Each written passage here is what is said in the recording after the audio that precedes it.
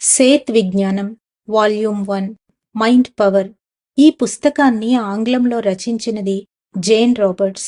దీనిని తెలుగులో అనువాదం చేసిన వారు వివి రమణ గారు. ఈ 5వ భాగంలో మొదటి అధ్యాయమైన భౌతిక వాస్తవం, ఫిజికల్ రియాలిటీని కంటిన్యూ చేద్దాం.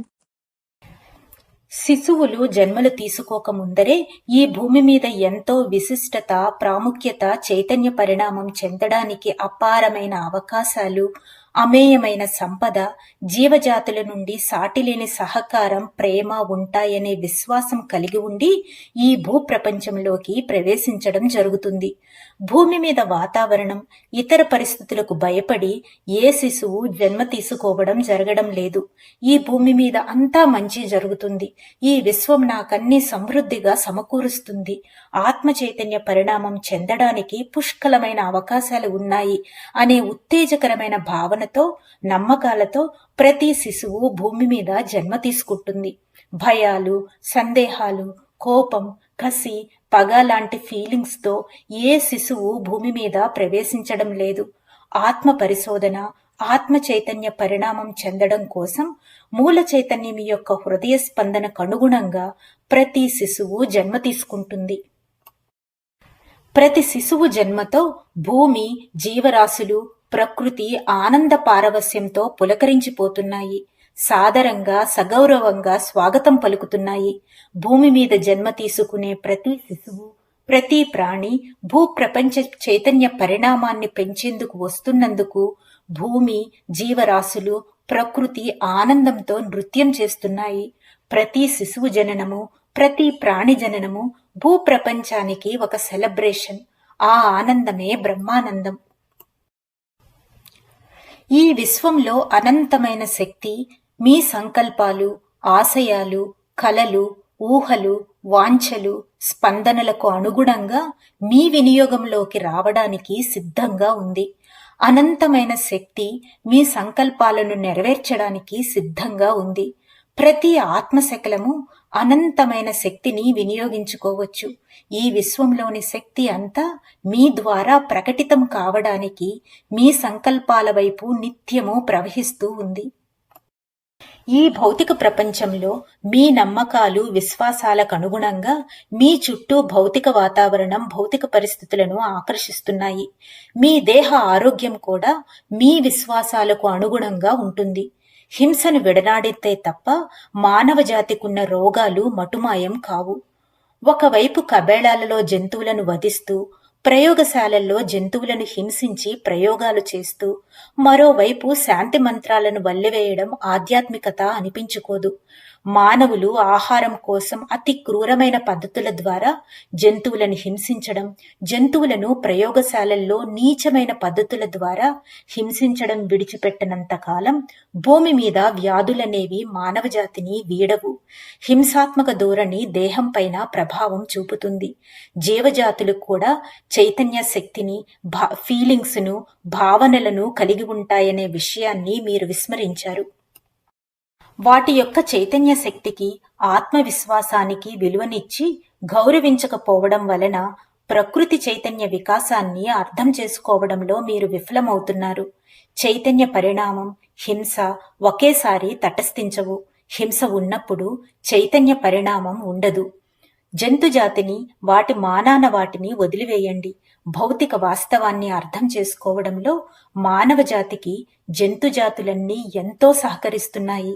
విశ్వ చైతన్య పరిణామంలో మానవ జాతితో పాటు జంతుజాతి కూడా ఎంతో విశిష్టతను కలిగి ఉంది. జంతుజాతి పట్ల ఎంతో కృతజ్ఞులై ఉండండి. మీ దేహ ఆరోగ్యానికి సంబంధించి ఎన్నో విషయాలను జంతుజాతుల నుండి మీరు నేర్చుకోవచ్చు. ప్రాచీన నాగరికతలో మానవ జాతికి వ్యాధులనేవి ఉండడివి కావు. వారు జంతుజాతులతో ఎంతో సఖ్యత, ప్రేమ కలిగి ఉండి ఎన్నో విషయాలు నేర్చుకుంటూ ఉండేవాళ్లు. భూమి మీద శక్తిని, వనరులను నిత్య నూతనంగా ఉంచడానికి భూకంపాలు, తుఫాన్లు లాంటి ప్రళయాల ద్వారా ప్రకృతి తనను తాను సర్దుబాట్లు చేసుకుంటుంది. మానవ జాతిని, జీవజాతులను శిక్షించడానికి ఏ ప్రళయాలు ఏర్పడవు. అదేవిధంగా దేహ ఆరోగ్యానికి, దేహానికి గల చైతన్య శక్తిని నిత్య నూతనంగా ఉంచేందుకు అప్పుడప్పుడు కొన్ని వ్యాధులు సంక్రమిస్తుంటాయి. ఆ వ్యాధుల వల్ల దేహంలో కొన్ని సర్దుబాట్లు జరుగుతాయి. అయితే ఎటువంటి వ్యాధినైనా దేహం నయం చేసుకోగలదనే విషయాన్ని మాత్రం మీరు విస్మరించకూడదు. అదేవిధంగా దేశాల మధ్య, జీవజాతుల మధ్య ప్రకృతి చైతన్య పరిణామ క్రమంలో సర్దుబాట్లు, సమతుల్యం పొందడానికి సూక్ష్మ స్థాయి నుండి అతిపెద్ద స్థాయి వరకు అపార ప్రాణ నష్టం జరుగుతుంటుంది. ఇదంతా మనుషులు, జీవజాతుల అంగీకారంతోనే జరుగుతుంటుంది. ఏ మనిషి, ఏ జంతువు తన అంగీకారం లేకుండా మృత్యువును ఆహ్వానించదు. తుపానులు, భూకంపాలలో మరణిస్తున్న మానవజాతి వారి అంతర్ప్రపంచంలో మృత్యువును ఆహ్వానించిన వాళ్లే. ఈ విశ్వంలో ఏ దేవుడు మిమ్మల్ని శిక్షించడం లేదు. విశ్వంలో ఏ శక్తి మిమ్మల్ని శాసించడం లేదు. మిమ్మల్ని మీరే శిక్షించుకుంటున్నారు. మిమ్మల్ని మీరే అభివృద్ధి పరుచుకుంటున్నారు. మీ పురోగతికి గాని, మీ తిరోగతికి గాని మీరే కారకులు. మీ జీవితంలో ఎదురవుతున్న భౌతిక వాస్తవమంతా మీ సంకల్పాల నుండే జనిస్తుంది. ఈ భూమి మీద ఈ దేహంతో ఉన్నారంటే అన్నీ అనుభవించడానికే, అన్నీ ఆనందించడానికే. మీకున్న అపారమైన శక్తిని ప్రకటితం చేసుకుని చైతన్య పరిణామం చెందడానికే. మీరు ఈ లోకంలో ఉన్నది మీ చైతన్య శక్తిని విస్తరణ కావించుకుని విశ్వ చైతన్య శక్తి విస్తరణకు దోహదం చేయడం కోసం. మీ జీవితంలో సమస్యలను, సవాళ్లను ఎవ్వరూ మీ పైన రుద్దడం లేదు. వాటిని ఎదుర్కొని చైతన్య పరిణామం చెందాలనే సంకల్పంతో మీరు ఆకర్షిస్తున్నారు. మీ జీవిత అనుభవాల పరిధి విస్తరించే కొలది జీవిత శాస్త్రము మరియు చైతన్య పరిణామం చాలా చక్కగా అర్థమవుతుంటాయి. జీవిత అనుభవాలు పొందడానికి, జీవిత సవాళ్లను ఎంచుకోవడానికి, బలమైన సంకల్పాలను ఎంచుకోవడానికి ఏ మాత్రమూ వెనుకాడకండి. జీవిత అనుభవాలు, సవాళ్లను ఒక్కొక్కదాన్ని ఎదుర్కొనే కొలది మీ చైతన్య వికాసం మరింత పదును పెట్టబడుతుంది. శక్తి వృధా అవుతుందని కాని, సవాళ్లను ఎదుర్కొని మధ్యలో విఫలమవుతామేమోనన్న భయాలను కాని మీ భావనలలో, ఆలోచనలలో రానివ్వకండి. మీ అంతర్వాణి నుండి సూచనలను స్వీకరించడంలో విఫలమవుతున్నామేమోనన్న ఆలోచనల్ని మీ దరికి చేరనివ్వకండి. ఎన్ని అనుభవాలనైనా, ఎన్ని సవాళ్లనైనా ఎదుర్కోగలననే ధీమాతో సిద్ధంగా ఉండండి. ప్రతి అనుభవము మీకు జ్ఞానాన్ని అందిస్తుంది, మీ జీవితం యొక్క క్వాలిటీని పెంచుతుంది. భౌతిక పదార్థంతో ముడిపడి ఉన్న ఈ భూప్రపంచంలో అన్ని కోణాలలో భౌతిక అనుభవాలు, ఆనందాలు పొందుతూ చైతన్య పరిణామం చెందడానికి మీకు ఎంత హక్కు ఉందో ఇతర జీవజాతులకు కూడా అంతే హక్కు ఉందని గుర్తుంచుకోండి. ఆధ్యాత్మికంగా, భౌతికంగా, మానసికంగా, ఆత్మ చైతన్య పరిణామ పరంగా ఎదగడానికి అన్ని జీవరాశులు జన్మ తీసుకుంటున్నాయన్న విషయాన్ని మీరు తప్పక గుర్తుంచుకోవాలి. మీ కాన్షియస్ మైండ్ పరిధిలో పొరపాట్లు, తప్పిదాలు అనేవి ఉన్నట్లు గోచరించవచ్చు, కానీ మహిమాన్వితమైన ఈ విశాల విశ్వంలో అవన్నీ చైతన్య పరిణామంలో సంభవించే మార్పులే.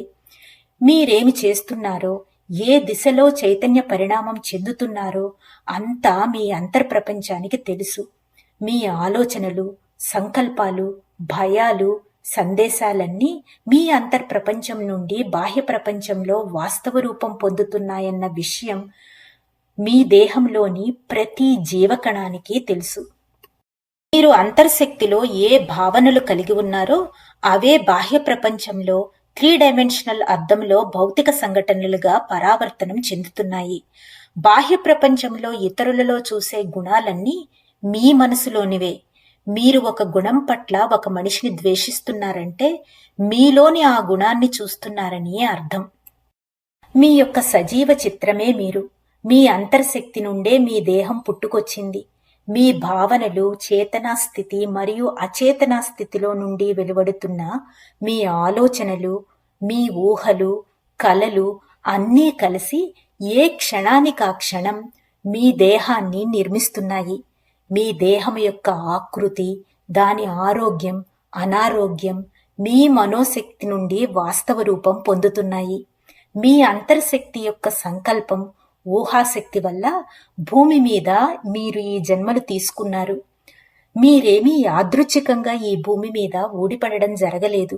అనేక జన్మలు అంటే కోటాను కోట్ల జన్మల తాలూకు జ్ఞానాన్ని, చైతన్య శక్తిని మీ ఆత్మశక్తిలో, మీ సబ్కాన్షియస్ మైండ్లో ఇమిడ్చుకొని ఈ భూమి మీద బహుముఖ కోణాలలో చైతన్య పరిణామం చెందడానికి జన్మ తీసుకోవడం జరిగింది. ఈ జ్ఞానమంతా మీ దేహంలోని జీవకణాలలో, క్రోమోజోములలో, రక్తంలో క్రోడీకరింపబడింది. కోటాను కోట్ల జన్మల జ్ఞానాన్ని, మీ పూర్వీకుల జ్ఞానాన్ని, జీవజాతులన్నింటి జ్ఞానాన్ని, ఈ భూతలంలో భౌతిక వాస్తవాన్ని ఎదుర్కొని చైతన్య వికాసం చెందడానికి మీ దేహంలో ఇముడ్చుకుని జన్మ తీసుకున్నారు. దేహమంటే ఒట్టి మాంసపు ముద్ద అని కాదు. ఆధ్యాత్మిక శక్తి, భౌతిక శక్తి, జీవరసాయనిక శక్తి, విద్యుదయస్కాంత శక్తి, మానసిక శక్తి అన్నింటి సముదాయంతో మూల చైతన్య శక్తితో నింపబడిన మాంసపిండమే మీ దేహం. మీ దేహం పరమ పవిత్రమైనది. భౌతిక ప్రపంచంలో 3 డైమెన్షనల్ తలంలో భౌతిక వాస్తవం తాలూకు సవాళ్లను స్వీకరించి చైతన్య పరిణామం చెందడానికి మీ అంతర్శక్తి మీ దేహాన్ని ఎంచుకుంది. అలాగే ప్రతి ఆత్మశకలము భూభౌతిక తలంలో ప్రవేశించే ముందర దేహాలను ఎంచుకొని వస్తుంది.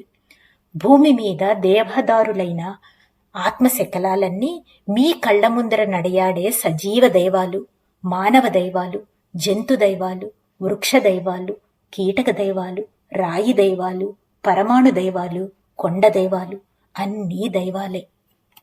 అంతర్ప్రపంచంలో ఉన్నది మల్టీ డైమెన్షనల్ తలం అయితే బాహ్య ప్రపంచంలో ఉన్నది 3 డైమెన్షనల్ తలం.